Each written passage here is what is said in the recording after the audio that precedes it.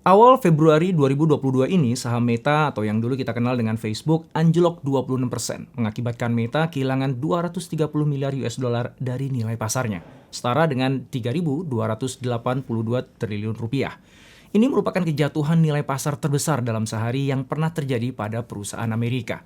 Akibatnya, kekayaan Mark Zuckerberg, sang pendiri Meta, berkurang 30 miliar US dollar atau setara 428 triliun rupiah. Kabar buruk bagi Meta dan Mark? Ya, jelas. Apakah ini akhir dari Meta? I don't think so. Bahkan, saya menduga penurunan kinerja Meta ini sudah diprediksi jauh-jauh hari oleh Mark. Dan Metaverse adalah respon strategis yang berani dan ciamik.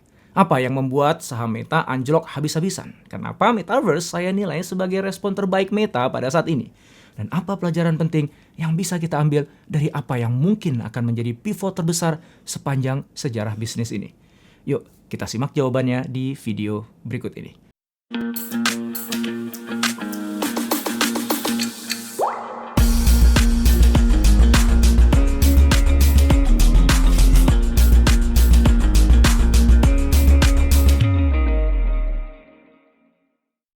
Situs jejaring sosial sudah ada sejak akhir 90-an. Sixdegrees.com lahir di tahun 1997, diikuti Makeout Club tahun 1999. Namun, situs jejaring sosial baru menjadi mainstream di tahun 2002 dengan lahirnya Friendster, diikuti dengan MySpace di 2003 dan High5 di 2004.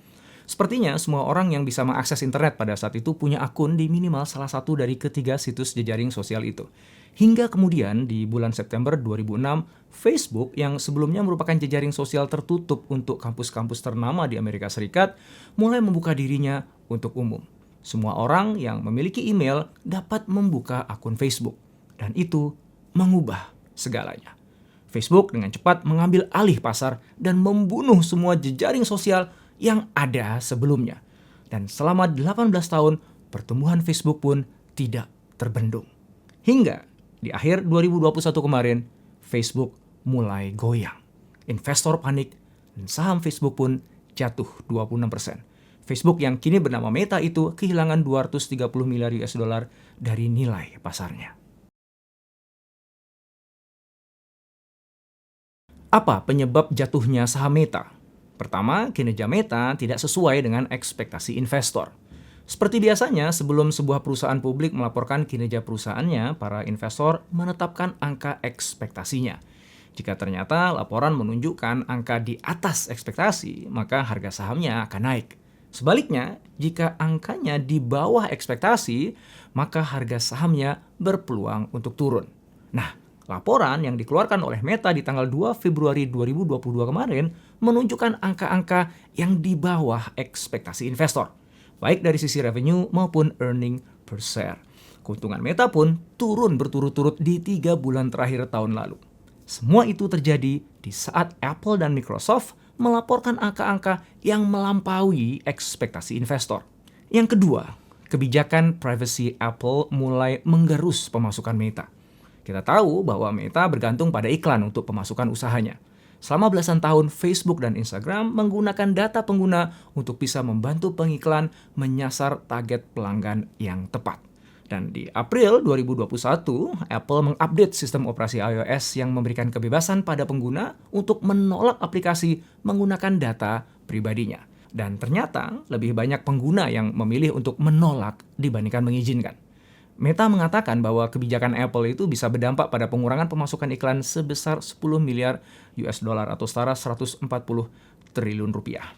COO Meta, Sheryl Sandberg, mengatakan bahwa perlu waktu bagi Meta untuk bisa menyesuaikan diri dengan kebijakan privacy Apple tersebut. Yang ketiga, TikTok menggoyang kedikdayaan Facebook dan mungkin nantinya Instagram. Facebook kehilangan sekitar 500.000 pengguna harian dalam 3 bulan terakhir tahun 2021. Turun dari 1,93 miliar login di seluruh dunia setiap hari menjadi 1.929 miliar. Nggak banyak sih sebenarnya ya, tapi bagi Facebook yang selama ini bertumbuh eksponensial, penurunan itu memberikan sinyal yang mengkhawatirkan. Jumlah pengguna bulanan Facebook tetap relatif datar di 2,91 miliar. Sementara aplikasi Meta lainnya, WhatsApp, Messenger, Instagram, masih menunjukkan adanya pertumbuhan walaupun nggak terlalu banyak. Penurunan pengguna harian Facebook ini dinilai banyak pihak merupakan cerminan dari berkurangnya relevansi Facebook dengan kaum muda. Pengguna remaja aplikasi Facebook di Amerika Serikat telah turun 13% sejak 2019 dan diproyeksikan akan turun 45% selama 2 tahun ke depan. Sementara itu, pengguna dewasa muda antara usia 20 hingga 30 tahun diperkirakan turun sebesar 4% selama jangka waktu yang sama. Lebih buruk lagi, semakin muda usia pengguna, ternyata semakin sedikit rata-rata mereka menggunakan aplikasi Facebook. Situs online Verge memberitakan bahwa data dari presentasi internal Meta memperkirakan remaja menghabiskan 2-3 kali lebih banyak waktu di TikTok daripada di Instagram. Dan bahwa Snapchat adalah metode paling disukai untuk berkomunikasi dengan teman-teman mereka. Mark Zuckerberg mengakui bahwa Facebook tengah berjuang keras untuk bersaing dengan TikTok. TikTok sudah menjadi pesaing yang sangat besar dan juga terus tumbuh dengan kecepatan tinggi. Begitu kata Zuckerberg. Keempat, investasi Meta pada Metaverse yang gila-gilaan. Meta tahun lalu mengumumkan akan menggelontorkan dana 10 miliar US dollar atau 140 triliun rupiah di tahun 2021 saja untuk membangun Metaverse. Dan dia nggak lagi bercanda. Mark juga secara terang-terangan mengatakan akan meningkatkan pengeluaran di Meta Reality Labs di tahun-tahun mendatang. Dan ternyata investor nggak memiliki semangat yang sama dengan Mark. Metaverse masih jauh menurut mereka. Perlu 1 dekade untuk menjadikannya sebagai bagian dari keseharian kita. Atau kalau dalam perspektif investor, untuk menjadi sumber cuan yang layak. Sepertinya kalau bicara uang ya, investor nggak memiliki kesabaran yang sama dengan Mark Zuckerberg.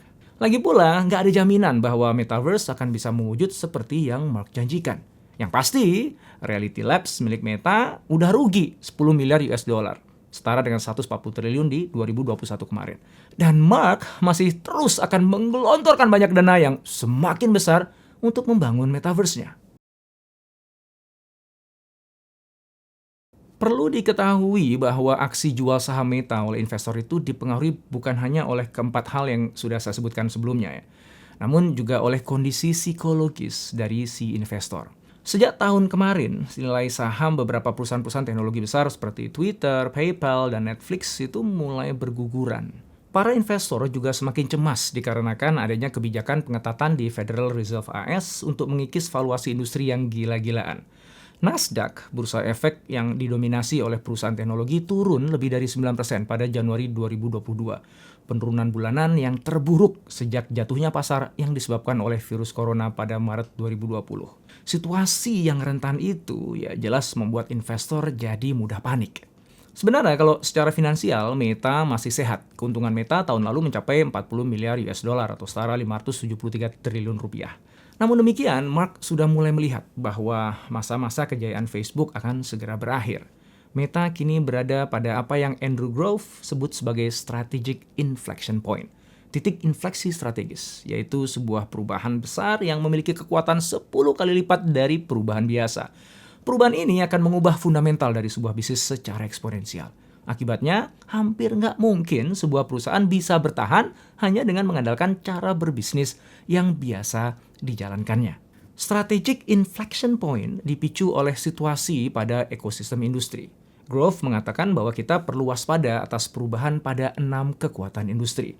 5 diantaranya mengambil dari konsep Five Forces-nya Michael Porter, yaitu kekuatan pesaing, pemain baru, pemasok, produk pengganti, pembeli, dan yang keenam ditambahkan oleh Grove adalah perusahaan komplementer. Setidaknya ada 3 dari 6 kekuatan ini yang sudah mengganggu Meta. Kekuatan pesaing, yaitu TikTok, sudah menggerus pengguna Facebook. Kekuatan perusahaan komplementer, yaitu Apple, yang sudah mempersulit pintu masuk uang untuk Meta. Dan kekuatan pembeli atau pengguna yang sudah memilih untuk menolak datanya digunakan oleh Meta. Nah, selain ke-6 kekuatan ini, strategic inflection point bisa juga dipicu oleh hadirnya teknologi baru yang revolusioner. Nah, dalam konteks Meta, teknologi itu adalah VR dan AR, virtual reality dan augmented reality. Mark meyakini bahwa teknologi VR dan AR ini akan menjadi platform komputasi besar berikutnya. VR dan AR saat ini bergerak semakin canggih teknologinya secara eksponensial. Harga jualnya pun semakin kesini semakin murah. VR headset Oculus Quest 2 ini dijual dengan harga hanya $299 atau sekitar 4,5 juta rupiah aja. CB Insight memprediksi bahwa tahun 2024 penjualan perangkat VR dan AR itu akan melampaui jumlah penjualan game konsol seperti PS dan Xbox. Dan tentu saja ya nanti bentuk perangkatnya ya nggak akan bulky seperti ini ya, tapi nanti akan sangat nyaman sekali digunakan seperti kacamata yang sekarang saya lagi kenakan ini. Satu hal yang membuat Facebook dulu mampu menggilas para pesaingnya tanpa bekas adalah karena Facebook mampu memanfaatkan perangkat smartphone yang saat itu tengah naik daun. Facebook mampu menghadirkan antarmuka dan pengalaman pengguna yang optimal di perangkat smartphone, sehingga membuat para penggunanya betah berlama-lama memainkan halaman demi halaman Facebook di layar smartphone mereka. Nah, kini Mark menyadari bahwa perangkat yang akan jadi the next big thing adalah AR dan VR, serta dunia digital yang imersif yang bisa diakses melalui perangkat itu. Mark ingin jadi yang pertama membawa penggunanya ke dalam dunia baru itu. Setiap produk, setiap perusahaan itu memiliki siklus hidup yang terbatas yang membentuk huruf S. Mereka yang ada di atas pada akhirnya akan bergerak turun. Perusahaan yang mampu bertahan lama adalah mereka yang mampu melompat dari kurva S lama untuk membentuk kurva S yang baru. Dan inilah yang tengah dilakukan oleh Mark. Sadar bahwa kurva S Facebook mulai melandai, maka sebelum kurvanya bergerak turun, Mark membangun kurva S yang kedua, yang kita kenal dengan The Metaverse. Grove mengingatkan bahwa untuk selamat dari sebuah strategic inflection point, sebuah perusahaan harus all out. Nggak bisa tuh setengah-setengah. Nggak cukup kalau cuman sekedar perbaikan produk di sana-sini aja. Atau cuman penghematan di sana-sini.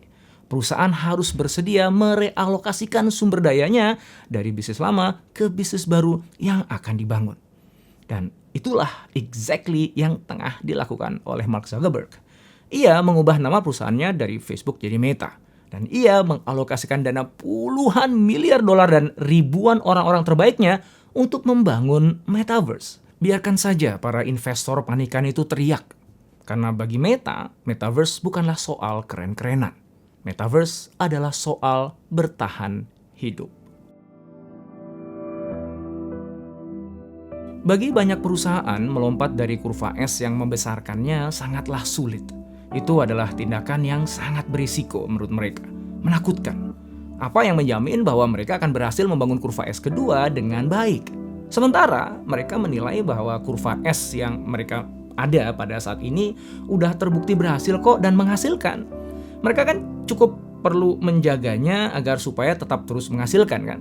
Ada sih perusahaan yang sadar bahwa harus membangun kurva S kedua dan bergerak memulainya. Tapi kebanyakan dari mereka hanya mengalokasikan sumber daya yang seadanya. Orang-orang terbaiknya tetap dikerahkan untuk memeras bisnis utama di kurva S mereka pada saat ini. Oleh sebab itu ya banyak akhirnya perusahaan yang mencoba membangun kurva S keduanya jadi gagal. Dan fakta kegagalan itu semakin membuat para pimpinan perusahaan takut untuk melakukan lompatan kurva. Melompat untuk membangun kurva kedua selalu terasa seperti melompat ke belakang. Lebih banyak gak taunya, lebih banyak salahnya. Karena memang kita memasuki dunia baru yang belum pernah kita alami. Bahkan dalam beberapa kasus, belum pernah ada. Bagi pimpinan perusahaan yang citra dirinya selalu dilekatkan dengan kehebatan, kesuksesan, dan kemenangan, maka membangun kurva kedua adalah pengalaman menyakitkan yang berisiko. Lucunya, itu bukan hanya dilema pimpinan perusahaan, melainkan juga mentalitas para investor. Lompatan kurva kedua dari Facebook menuju Meta bikin takut banyak investor kan? Nah, maka dari itu, banyak perusahaan yang memilih untuk mengabaikan sinyal-sinyal infleksi industri. Dan akhirnya hanya fokus pada memeras cuan dari bisnis saat ini. Bukankah itu yang bikin investor happy? Menurut Anda, apakah Meta akan berhasil melompat ke Metaverse dan menjaga relevansinya di pasar untuk bertahun-tahun mendatang? Yang pasti Meta punya sumber daya yang besar dan komitmen tinggi dari pimpinan puncaknya. Jadi ya mungkin banget. Tapi bukan artinya mudah. Apalagi kita tahu ya bahwa Meta nggak bisa lari dari dosa masa lalunya. Facebook telah mencederai kepercayaan para penggunanya. Dari menjual informasi pengguna ke perusahaan seperti Cambridge Analytica hingga mengizinkan entitas asing untuk mengutak-atik pemilu 2020. Dosa ini akan menjadi batu besar yang membebani lompatan Meta ke kurva keduanya. Walaupun begitu, pilihan Meta untuk melompat ke Metaverse tetap menjadi pilihan yang terbaik. Dan bagaimanapun wujud Metaverse nantinya, saya yakin Meta akan menjadi bagian besar darinya. Sahabat-sahabat semua, tentang kurva kedua ini, ingatlah bahwa founder perusahaan dari tempat Anda bekerja saat ini itu memulai dan membangun usahanya dengan modal keberanian dan kecerdikan. Kemudian ketika perusahaan besar, Anda pun masuk untuk menghadirkan keteraturan dan kepastian. Perusahaan tumbuh berkembang di tangan Anda. Namun kini perusahaan itu sudah ada di ujung kurva S-nya. Anda perlu membawanya melompat, membangun kurva kedua. Nah, di titik ini, sadarilah bahwa bukan keteraturan dan kepastian yang akan memampukan perusahaan Anda melakukan lompatan itu. Apa yang diperlukan untuk melompat adalah keberanian dan kecerdikan. Persis seperti ketika para founder perusahaan Anda dulu memulai segalanya. Jadi, apakah Anda hanya seorang caretaker, pengasuh sebuah perusahaan, atau Anda seorang pembangun usaha? Saatnya memutuskan, kemudian buktikan dengan tindakan. Mudah-mudahan video ini manfaat untuk kamu. Jangan lupa like dan subscribe ya.